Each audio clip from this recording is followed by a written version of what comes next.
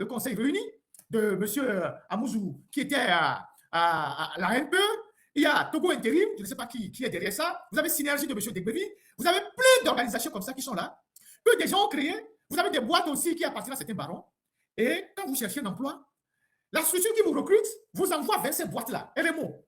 Et donc, dans ces boîtes-là, et c'est donc ces cabinets qui vous gèrent. Quand on paye votre salaire, on donne 40% de votre salaire à ces cabinets. Et vous n'avez pas, donc vous restez un employé précaire. C'est un emploi précaire. Vous n'avez pas accès au crédit, comme le monsieur l'a dit. Vous n'avez pas accès à certains droits. Et il y a beaucoup de choses qui se passent. C'est une exploitation de la force de travail des Togolais. Et plusieurs banques appliquent cette méthode-là. Ecobank, je vais revenir dans les détails. Toutes ces banques-là qui emploient les femmes qui sont au guichet, les chauffeurs, les agents de liaison, qui n'ont aucun statut permanent. Mais ce sont des gens qui se tapent la grande partie du boulot. Les femmes qui sont les agents au guichet, les agents qui sont au guichet, qui viennent même travailler, même parfois les samedis pour certaines banques. Aujourd'hui, il y a plusieurs démissions dans les banques. Parce que les gens sont toujours 2 ans, 3 ans, 4 ans à l'intérim dans une banque. Ça devient une exploitation à grande échelle de la force du travail des Togolais. Donc, moi, j'ai quelques éléments. On a déjà fait des articles dans plusieurs domaines. Il n'y a pas que les banques. Il y a beaucoup de sociétés qui, aujourd'hui, fonctionnent de cette manière-là. La PIA, la CET, au port autonome de Lomé, il y a plein. Donc, aujourd'hui, les Togolais ne sont que des employés précaires dans plusieurs sociétés. Donc, toi, tu vas au boulot, il y en a aussi à l'aéroport. Avec les sociétés des bagnards, de Kekom et on a au fort, et d'une autre dame qui a créé une 3e société. Je vais revenir sur tout ça. Donc, vous travaillez, vous tapez un sacré boulot, et il y a un monsieur qui est tranquille à la maison, une femme, et à la fin du mois, il prend la moitié ou 40% de votre salaire. Donc, lui ne fait rien, lui, il a créé un cabinet, il est à la maison, et toi, tu travailles, tu te tapes le boulot, et lui, il prend 40% de ton salaire. Je ne peux pas imaginer que l'État togolais, avec le ministère de la fonction publique, ait pu tolérer cette chose-là, qui aujourd'hui porte de l'envergure dans notre pays. Ce n'est pas normal. La responsabilité première de l'État, c'est de sécuriser les emplois des citoyens. C'est de permettre que les citoyens togolais aient des emplois stables, des emplois permanents, qui puissent leur permettre d'avoir accès au crédit, d'avoir accès à certains avantages pour leur bien-être. Vous ne pouvez pas transformer tout un pays en une zone d'intérim où les gens vont travailler, mais ils n'ont pas la totalité de leur salaire, et c'est des petits barons qui sont assis dans leur maison, qui ont une maîtresse, 2 maîtresses, 3 maîtresses, qui se tapent la moitié de leur salaire. Nous allons exposer tous ces gens-là qui ont les cabinets d'intérim au Togo et passer toutes leurs photos pour que les gens les connaissent et connaissent leur train de vie. Ce n'est pas normal. Et donc, c'est un combat que les syndicalistes devaient normalement faire. Comme il y a plus de syndicats au Togo qui se battent pour le bien-être des travailleurs, bon, nous, on va le faire. C'est le travail des syndicalistes.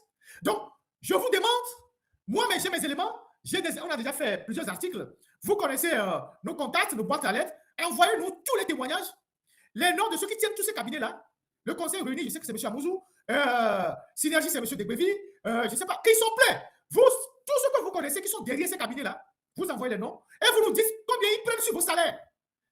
Eux, ils ne peuvent pas rester à la maison. Ils déposent leurs deux pieds sur leur chaise, ils boivent du vin et vous travaillez et ils prennent la moitié de vos salaires. Ce n'est pas normal. On va les visiter un à un pour qu'ils comprennent que l'exploitation des travailleurs, c'était au XVIIIe siècle. Quand on lisait les livres de Germinal, tout ça, c'était au XVIIIe siècle. Ils ne peuvent pas introduire ça au Togo. Ce n'est pas normal. Comme il y a des syndicats qui ne font plus rien au Togo, mais on va le faire. Ce n'est pas possible. Donc, vous savez tous ceux qui sont dans ces situations. Quand je parle, les gens viennent, mais il y a plein. Même les gens qui se réclament de unir. Vous avez des frères, vos soeurs qui sont dans ces situations. Qui ont des emplois précaires. Qui sont dans les banques, qui sont surexploités dans les banques. Pour des salaires de misère. Qui sont des agents de guichet. Ces banques-là, il faut leur faire des procès. Il faut les assigner. Toutes les sociétés qui font ce truc-là avec les cabinets qui exploitent les citoyens-là, il faut les assigner. Il faut que la conscience des Togolais s'éveille, s'élève, et qu'on ne donne aucun répit à ceux qui exploitent les Togolais pour s'enrichir. Cette minorité comprador qui s'assoit à la maison et qui engraisse des millions sur le dos des travailleurs, il faut qu'on les secoue un peu. Donc, vous savez quoi faire? Je vais revenir là-dessus.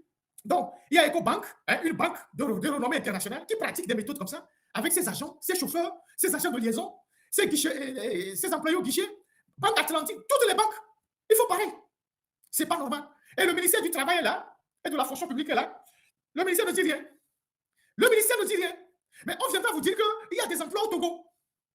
On viendra vous dire qu'il y a des emplois au Togo, que tout va bien au Togo, que non, le monde de l'emploi évolue au Togo. Mais les gens sont des emplois précaires, sont dans l'intérim. Ad vitam aeternam. On va le faire. Le Togo ne peut pas être une zone de non-droit. Ce n'est pas possible.